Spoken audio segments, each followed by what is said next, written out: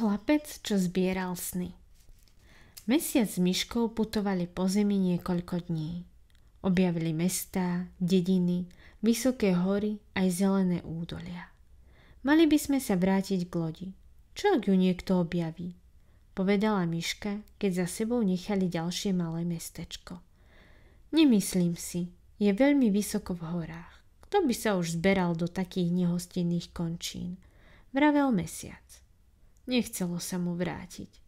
V prevleku ho nik nepoznal a túlavé topánky ho zatiaľ zaviedli na úžasné miesta. Do solných jaskýň, ku kryštáľovo-ľadovým vodopádom, do prenádherných kvetinových záhrad. Najradšej by už navždy ostal na zemi. A možno by aj naozaj ostal, nebyť malej škoricovej myšky, ktorá cestovala na šilte jeho čapice. Za každým bola rozvážna a mesiacovi dobre poradila, keď si sám nevedel rady. Mali by sme sa vrátiť. Zašli sme už dosť ďaleko. Cesta do hôr nám bude trvať aspoň týždeň, povedala trochu naliehavejšie. Dobre, pôjdeme do zotmenia a ráno sa vydáme na cestu späť. Cítim v kostiach, že dnes ešte čosi objavíme. Mesiac si v túlavých topánkach veselo vykračoval po prašnej cestičke. Slnko bolo vysoko, na oblohe ani mráčika a široko ďaleko nebolo živej duše. Zrazu, z ničoho nič, vietor odkiaľ si privial zvláštnu vôňu. Pošteklila myšku na nose, až si kýchla. Obaja s mesiacom sa čudovali, pretože okolo nich sa rozprestierala len zelená lúka plná ďateliny. Kráčali neúnavne ďalej, no nevedeli sa tej vône zbaviť. Raz som bol na jednom mieste, kde celý ostrov voňal podobne. Na ňom žila spánková víla. Rozprával mesiac zvedavej myške. Keď kráčali trávnatým kopcom, vôňa bola čoraz silnejšia. Bylinková, hladká, fialová. Len čo sa jej zhlboka nadýchol, zaplavil ho pocit bezstarostnosti. Vyšli na návršie a všetko im bolo jasné.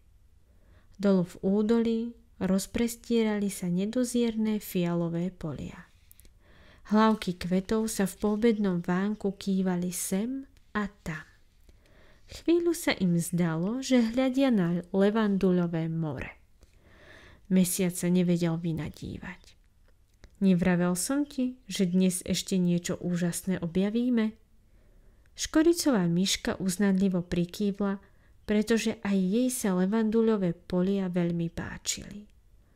Túlavé topánky to vytušili a mesiacové nohy zanedlho hopkali pomedzi trsy voňavých kvetov, doprevádzané bzukotom usilovných včiel. Čím dlhšie šli, boli šťastnejší. Všetky starosti ako by im vyfúčali z hlav. Kto vie, či má toto pole aj nejaký koniec? Alebo sme v nekonečnej levanduľovej krajine? Premýšľal mesiac a nahlas si zývol. Začínal byť akýsi ospalý. Omámení levanduľovou vôňou doťapkali sa na okraj poľa. Slnko pomaly zapadlo za obzor, obloha stmavla a aj včely stíchli. Na skale pred nimi sedel veľký starý pes so strapatými krátkými ušami. Chvíľu si pútnikov premeriaval, potom zišiel ťarbavo dolu a kráčal od nich preč. Mesiac s myškou sa chvíľu čudovali. Na brehu levanduľového poľa sedel chlapec. Staručký pes k nemu podišiel, ľahol si a zadriemal. Chlapec po celý čas sústredene zbieral levanduľové kvety. Ukladal ich do plátených vrecúšok pripomínajúcich nekonečný vesmír.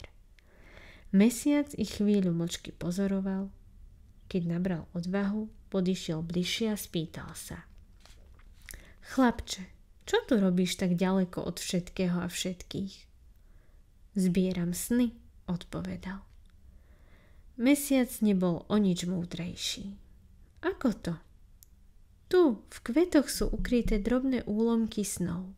Zbieram ich do vrecúšok a dávam ich tým, ktorí svoje sny stratili. Hovoril, zatiaľ čo trpezlivo plnil ďalšie a ďalšie vrecká. Zober si, možno sa ti raz veľmi zíde, usmial sa chlapec. Ale ja som... Viem, kto si, Mesiac. Chodíš po zemi v prestrojení, aby ťa nik nepoznal. No ver mi, raz sa ti toto vrecko zíde. Mesiac si sadol k nemu a dal sa so zvláštnym chlapcom do reči. Zatiaľ, čo škoricová myška zliezla z mesiacovej čapice a skryla sa v cestovnej taške, kde snívala o nekonečných poliach plných škoricových osích hniezd. Na svítaní sa chlapec pobral s plným košom vrecúšok k mestu, zatiaľ čo Mesiac vykročil na spiatočnú cestu k Vankúšovej lodi.